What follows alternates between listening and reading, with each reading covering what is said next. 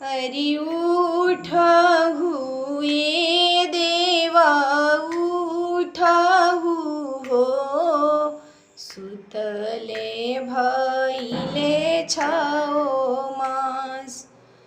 तोहरा बिना बारी ना बियहिले हो, बियहली सासुर ना जस।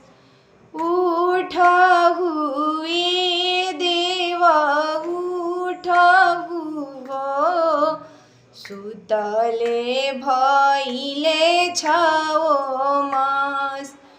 तोहरा बिना बारी ना बियहिले हो, बियहली सासुर ना जस।